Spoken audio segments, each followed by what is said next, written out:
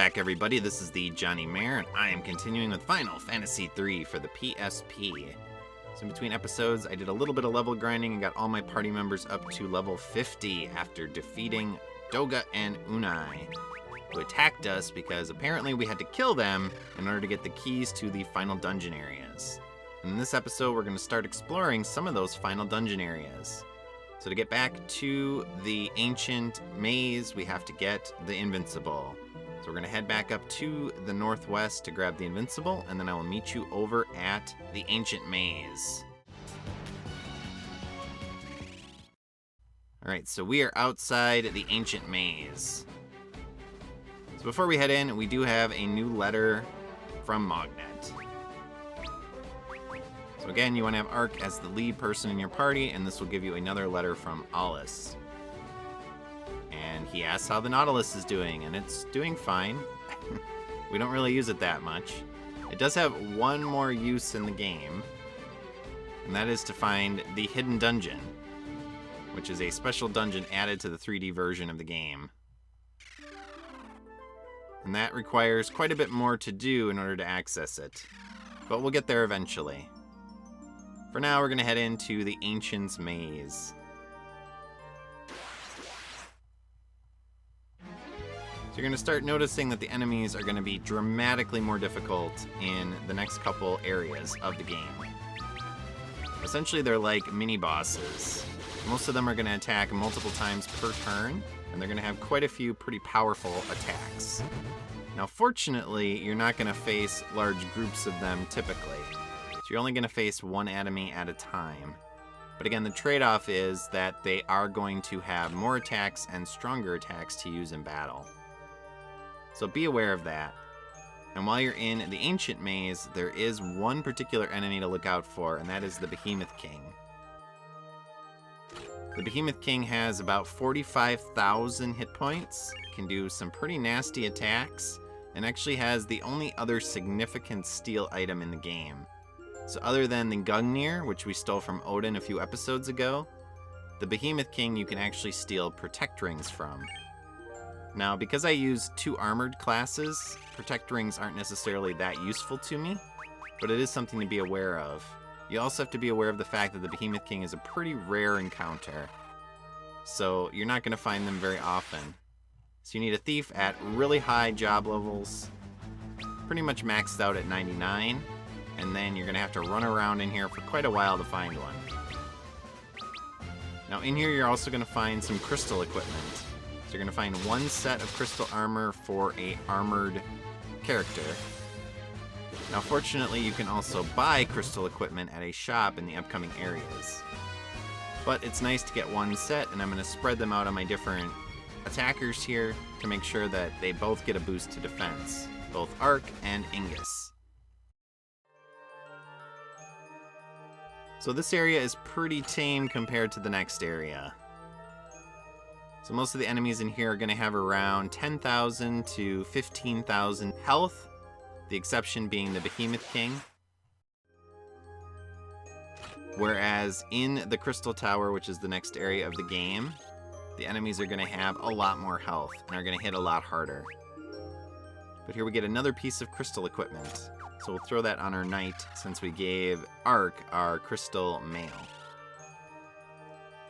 And there's one more piece of crystal equipment in here, which is the crystal helm, and that is right here in this chest. So we will put that on Ark as well, simply because his hit points are a little bit less than Ingus's. I know Ark tends to jump, but sometimes he doesn't, and so I want to make sure that he has as much survivability as possible.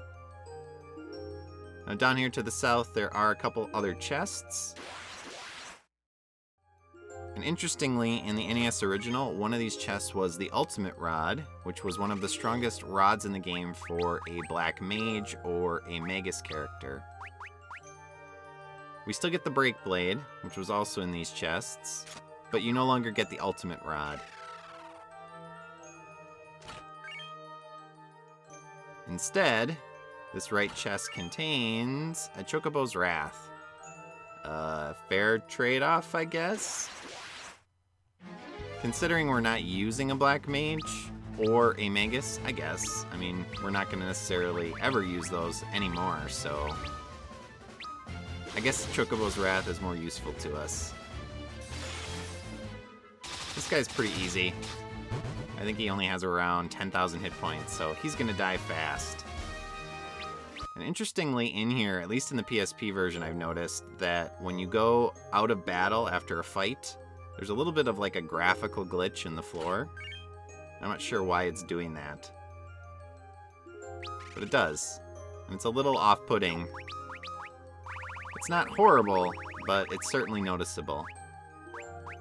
So we get a dual Hacken, and that is a axe weapon if you're using a Viking.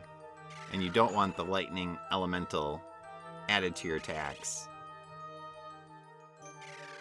So we are almost done with the Ancient's Maze. We just have a couple more rooms to go through, this one and the next one, and then we'll be out and ready to venture into the Crystal Tower. So let's do some more loop-de-loops here. Long hallways to artificially extend the dungeon. We get another Unai's clone here. It was very mean of Zandy to be cloning Unai, especially so short after we beat her and killed her physical body. But keep in mind her soul is still fine.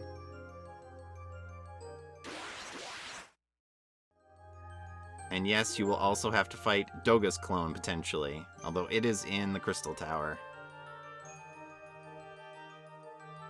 But at the top of this room is a chest with a Protect Ring in it. So that's nice. Now we have 2.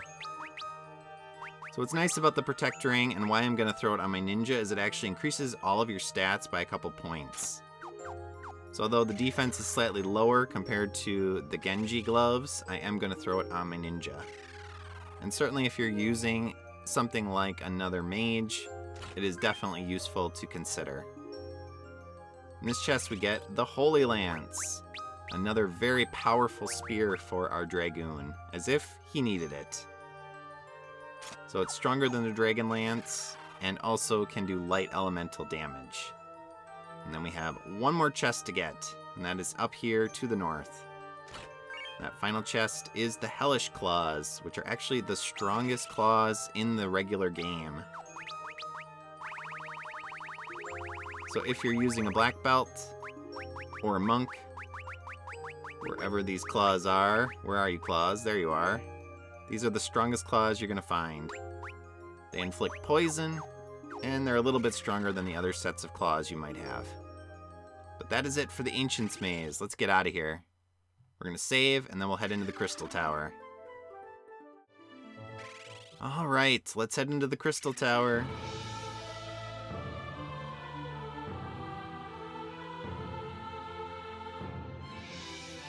And listen to the awesome music.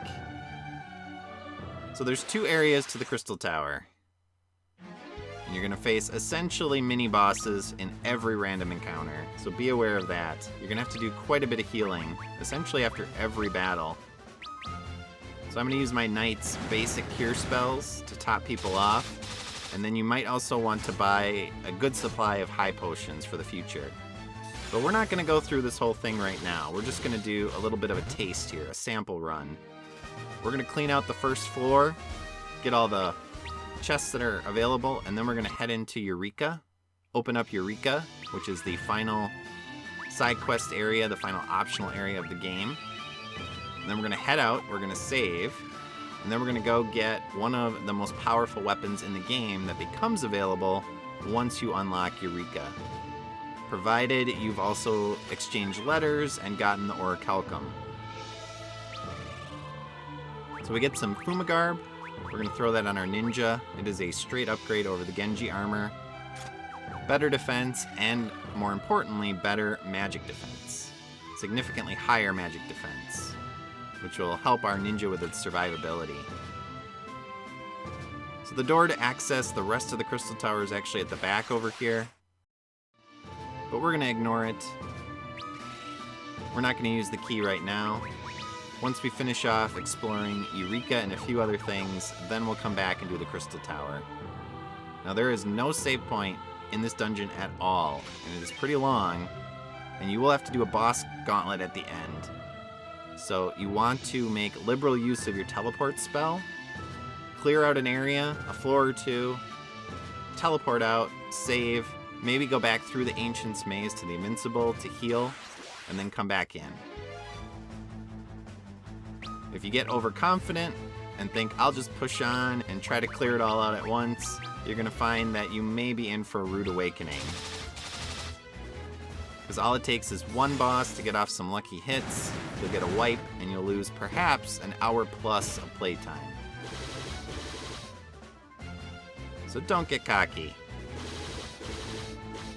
Alright, we'll take down this Medusa palette swap, and then we'll finish raiding all the chests here on the first floor of the Crystal Tower. And then we'll head into Eureka, which also has some pretty awesome music. So there are a significant number of bosses in Eureka, and you actually have to beat all of those bosses if you want to access the hidden dungeon in the game. So there's a special dungeon that was added to the 3D versions of the game. In order to access it, you have to essentially clear out all of the side quest areas. So you have to clear out the sunken cave and get all the chests in it. You have to get Odin, Leviathan, and Bahamut. You have to also clear out all the bosses in Eureka. And the last piece that you need to do in order to access the special dungeon is you have to get at least one job class up to level 99. And you have to find the legendary smith and get the special ultimate item for that job class. Once all of that is done, you also have to exchange letters with Alice and the 4 old men. Get 4 letters from them each, and then after all of that, it will open up the special dungeon. So obviously we still have a little bit to do. We have to clear out Eureka, and we also have to get our ultimate item for our thief, which is at 99. But this is the entranceway to Eureka. So now we'll see if that key that we got from Unai and Doga actually works here. It looks like it's going to. I'll give you a little bit of a taste of Eureka. We'll head in, we'll listen to a little bit of the music. Then we're going to teleport out, go back through the Ancient's Maze, and I'm going to head all the way back to Falgabard. Because once you access Eureka, you open the door and head in one time. That'll actually allow you to find the legendary smith again in Falgabard.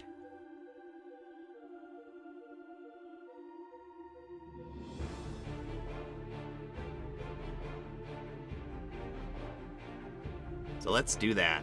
Back to Falgabard, and I'll meet you over there. See you in a bit. So we're back in Falgabard. And after you access Eureka and open it up, the legendary smith will actually become available again here in Falgabard. And as long as you have the orichalcum, give it to her, and she will fashion it into one of the strongest weapons in the game, which is the Ultima Weapon. So fortunately, we don't have to kill a massive boss or anything like that. We did have to kill a sorta boss in a previous episode, but it wasn't that difficult. Certainly not like the Ultima Weapon in Final Fantasy VII. No shadow flares to worry about. Now the Ultima Weapon is indeed a very powerful weapon. So it's the strongest sword in the game. Gives you a nice attack boost. Plus, and this is key, it increases all of your stats for the character that equips it by 15. And it ignores defense. And I think it's also tied to your hit points. So as long as you're higher in hit points and you haven't taken a lot of damage, it does more damage in battle. So we're going to give it to Ingus, and you're going to notice that his damage output is going to significantly increase. He's going to become on par in power level with our Dragoon. Now unfortunately, after obtaining this, the legendary smith is going to start traveling around the world, and she can randomly show up in different locations, and it can be hard to find her. I'm going to include a link to a site that includes all of the different locations that she can appear, so that if you're trying to find her to get your ultimate items for a particular job class, you have a sense of where to go.